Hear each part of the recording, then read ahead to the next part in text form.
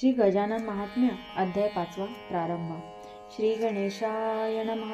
सद्गुरुनाथा सच्चिदानंदा, सुबुद्धी द्यावी मती मंदा, तव कृपे स्वानंदा, आत्मानंदा देसी तू। समर्थांचे आले म्हणे, वसंत पूजा एके दिनी, करावी ऐसे वदोनी, कार्य तेच करविले।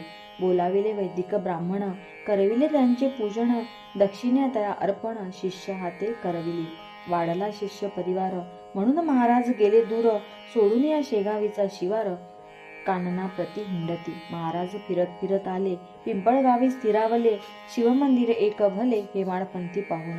घालून या पद्मासन, बसले समाधी लावून, जाहला असे अस्समान, गुराखी गुरे नेती घरा। इतक्यात कोणी मंदिरात, वंदना आला शिवाप्रत, समर्था पाहिले तेथ, आश्चर्य वाटे मनी त्याच्या। कळवी वार्ता सकलास, भेट देती मंदिरास, हर्ष होई सर्वांस, सानिध्य त्याच्या बैसले। कुणी करती भजन, मनोभावे पूजन, शुद्ध भाव आचरण, नैवेद्यासी ठेवी ती पुढे। गुराखी गेले गावात, समस्त जना कळवी मात, होती सकळ हर्षित, साधुशी त्या पाहुणे। राहिले तिथे काही दिवस, काळजी वाटे बंकटास, तयामनी तोची ध्यास, असतील कोठे गजानन। शेगावीच्या बाजारी खरेदी करण्या काहीतरी, पिंपळगावचे गावकरी मंगळवारी पातले। भेट होई अकस्मात, बंकट आणि ते ग्रामस्थ, सांगती एकमेका प्रत, महती त्या संताची।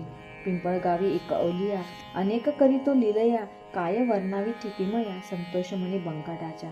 बंकट येऊन विनवी तया ते, महाराज चला शेगावाते, भक्तगण उपोषित ते, तुम्हास्तव राहती।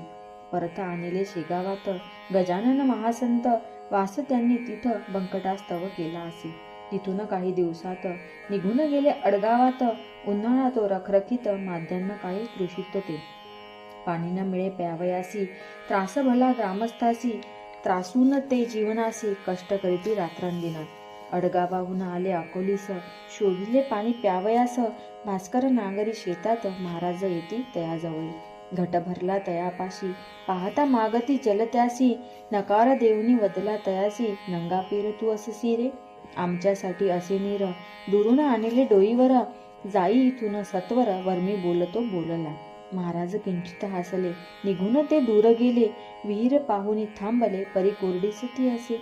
वृक्षातळी बैसून, डोळे मिटून करती ध्यान, सच्चिदानंद दयाघन, विनमिता प्रभूसी जाहला। विहिरीस फुटले पाझर, क्षणात भरले तीतनीर, प्याले प्यानी दयासागर, भास्कराने ते पाहिले। धावून गेले तयापासी, क्षमा करा पामरासी, ऐसे वंदून चरणासी, घट्ट धरुनी बैसला। कृपा करीती तयावर, समर्थ तुची योगीवर, देऊनी अभयवर, सन्मार्गासी लाविले। इति श्री गजानन विजय महात्म्य पंचमोध्याय समाप्त।